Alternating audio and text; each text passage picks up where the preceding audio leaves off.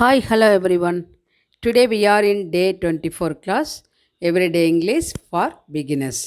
Beginners வந்து grammar எதுவுமே கற்றுக்காமல் ஈஸியாக வந்து அன்றாடமாக பேசக்கூடிய சில குட்டி குட்டி வாக்கியங்களை வந்து எப்படி இங்கிலீஷில் சொல்லலாம் அப்படிங்கிறது தான் இங்கே வந்து சில எக்ஸாம்பிள்ஸ் நான் கொடுத்துருக்குறேன்.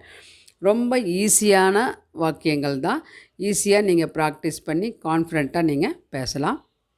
Welcome back to RSN DHIYA'S channel, learn well and talk well.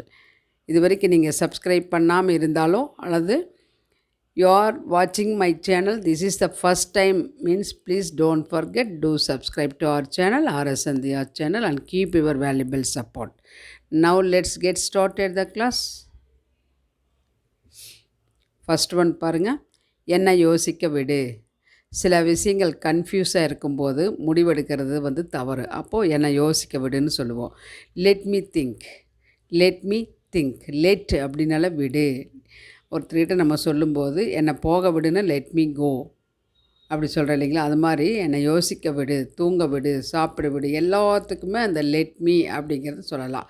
Let me sleep, let me eat, let me talk, பேச விடு, உண்மையை சொல்ல விடு, let me to say the truth. இந்த மாதிரி நிறைய இடங்களுக்கு அன்றாடம் நிறைய பயன்படுத்துவோம். அதனால் இதை வந்து நல்ல ஞாபகத்தில் வச்சுக்கோங்க. நெக்ஸ்ட் பாருங்கள், வெறும் காலில் நடக்காதே அப்படின்னு குழந்தைகிட்ட சொல்லுவோம் இல்லைங்களா? டோன்ட் வாக் பேர் ஃபுட். பேர் ஃபுட் அப்படின்னா வெறுமனான கால்கள், செருப்பணியாத கால்கள். புரியுதுங்களா? அடுத்தது, நான் அந்த அர்த்தத்தில் சொல்லலை. சில பேர் பேசிகிட்டு இருக்கும்போது நம்ம ஏதாவது சொன்னால் அவங்க வேறு ஏதாவது மீன் பண்ணிவிட்டு ரொம்ப ஃபீல் பண்ணுவாங்க, தப்பாக நினச்சிக்குவாங்க. அப்போ நம்ம சொல்லுவோம், sorry I don't mean that. Sorry, நான் அந்த அர்த்தத்தில் சொல்லலைங்க, ஐ டோன்ட் மீன் தட் அப்படி சொல்லலாம். அடுத்தது, நம்ம அப்புறம் பேசலாம் அப்படின்னு சொல்கிறோம் இல்லைங்களா? பிறகு பேசலாம். Let's talk later. குற்றம் ஏதும் இல்லை. இதில் என்ன தப்பு இருக்குது? இதில் தப்பு எதுவும் இல்லை. நோ அஃபென்ஸ் அப்படி சொல்லலாம். அடுத்தது, இது சட்ட விரோதமானது. சில செயல்கள் வந்து சட்டத்துக்கு விரோதமாக செய்வாங்க. அது வந்து இது சட்ட விரோதமானது, இந்த மாதிரி செய்யக்கூடாது அப்படின்னு சொல்கிறேன். It is illegal.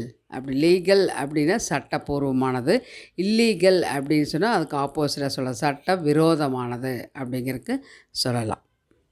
நெக்ஸ்ட்டு, நீ ஒரு கோழை அப்படி சொல்கிற இல்லைங்களா? நீ ஒரு கோழை அப்படின்னா நீ வந்து அதாவது பயந்தாங்கொல்லி அப்படி சொல்லுவாங்க இல்லைங்களா?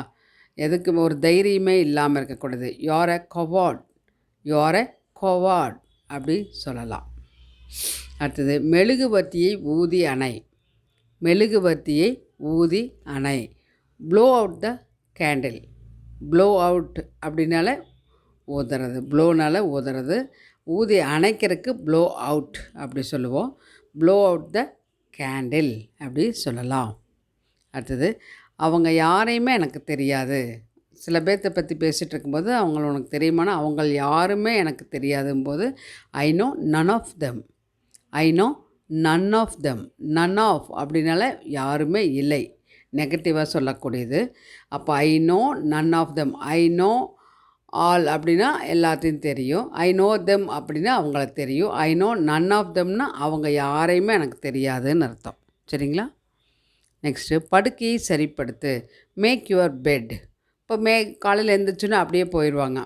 அதனால் அப்போ வந்து நம்ம என்ன சொல்லுவோம்? Make your bed properly. அந்த மாதிரி குழந்தைகிட்ட சொல்லலாம். நெக்ஸ்ட் பாருங்கள், நகத்தை வெட்டு. பேர் யுவர் நெயில் அப்படி சொல்லலாம். நெக்ஸ்ட்டு, என்னன்னு உனக்கு தெரியுமா? சில விஷயங்கள் பேசும்போது என்னன்னு குறுக்க வந்து கேட்பாங்க. என்னன்னு உனக்கு தெரியுமா? நீ எதுக்கு வந்து கேட்குற? நீ தலையிடுற அப்படிலாம் சொல்லுவோம். டு யூ நோ வாட் அப்படி கேட்கலாம்.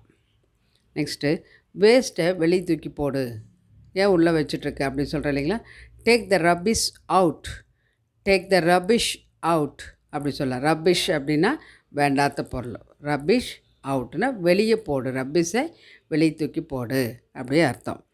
இந்த நம்ம பார்த்த எல்லா சென்டென்சஸுமே ரொம்ப ரொம்ப யூஸ்ஃபுல்லாக டெய்லி யூஸ் பண்ணக்கூடிய வாக்கியங்கள் தான்.